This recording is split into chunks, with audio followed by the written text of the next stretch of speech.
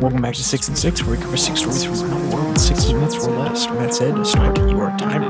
We begin today in Peru, where Oscar Morea, the former Peruvian foreign minister, died in prison hospital in Brazil while serving a sentence related to corruption charges. And his passing remarks at the end of the complex political career that he helmed was distinguished by significant diplomatic service, but ultimately marred with legal controversy.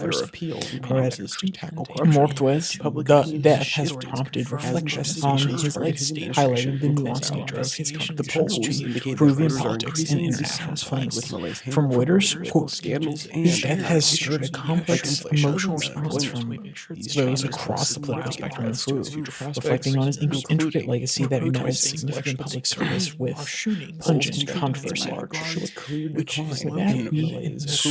Switch across the Atlantic to Tunisia, where courts have upheld increased jail terms for prominent political opponents of President Ahmadou Siad, signaling growing concern about judicial independence. The decision reflects Siad's ongoing consolidation of power since dissolving parliament in July 2021, which has raised international alarm about potential democratic backsliding. These court verdicts are widely perceived as politically motivated actions designed to suppress dissent and strengthen presidential control over state institutions. From Reuters, quote, the recent ruling is seen by many international observers and human rights organizations as a direct consequence of President Siad's tightening grip on Tunisia's institutions. This underscores significant concerns regarding the independence of the judiciary in Tunisia. End quote. Next, we travel across the Atlantic back to Costa Rica, where their next president, representing a populist movement focused on social equity and economic reform, has been elected. Her victory signals a strong public desire for political change. Fernandez aims to position Costa Rica as a regional leader by advancing digital infrastructure and transforming educational systems. Her presidency symbolizes a progressive approach to bridging socioeconomic divides and embracing innovative solutions. From Reuters, Laura Fernandez's election represents a pivotal moment for Costa Rica, where voters are demanding meaningful political transformation. Her commitment to combating corruption, advancing technological infrastructure, and prioritizing social equality reflects a new generation of leadership that seeks to balance traditional values with forward-thinking solutions.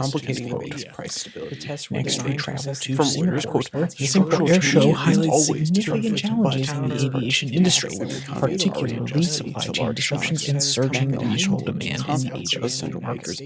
Industry leaders are focusing on innovative solutions and collaborative approaches to address logistical bottlenecks and prepare for future growth. The event serves as a critical platform for networking, strategizing, and exploring technological advancements in the aerospace manufacturing sector. From Reuters, quote, supply chain disruptions have posed significant challenges for the aerospace industry, impacting production timelines and the delivery of new aircraft at a time when demand is surging, particularly in the Asia-Pacific region. The quote underscores the complex dynamics facing aviation companies. Next, we travel south to Australia, where the Australian Open men's singles tournament has a rich history of showcasing exceptional tennis players on Melbourne's hard courts. From Reuters, over the years, the Australian Open has served as a critical stage for up-and-coming talent to make their mark, while also solidifying the dominance of established players. As we reflect on the tournament's history, we are reminded of the diverse playing styles and tendency required to succeed on the hard courts of Melbourne and Cordoba. And finally, we end today in Europe, where the Tisy Party is leading polls for Hungary's 2026 primary parliamentary elections, representing a surge in far-right populism. Their nationalistic and anti-immigrant platform has gained significant support, potentially signaling a major shift in Hungary's political landscape. The party's rising popularity reflects broader European trends of right-wing political movements gaining momentum. From Reuters, quote, it's about time Hungary takes control of its destiny without external dictates, said one Tisy Party supporter. Quote, we need leaders who are truly representative of Hungarian people and their values. These statements highlight the party's core message of national sovereignty and rejection of external political influences and corruption. Of course, if you want to read any of today's articles in their entirety, they'll all be linked down there in the description below. But like and subscribe button, also down there you can find podcasts on Spotify, Podcast Podcasts, as well as the Twitter handle at Your Daily Flip, where I post links to these episodes on Tuesday and Thursday, and the normal podcast that's more U.S. focused on Monday, Wednesday, Friday. So, with all that said, there's only one more thing to say.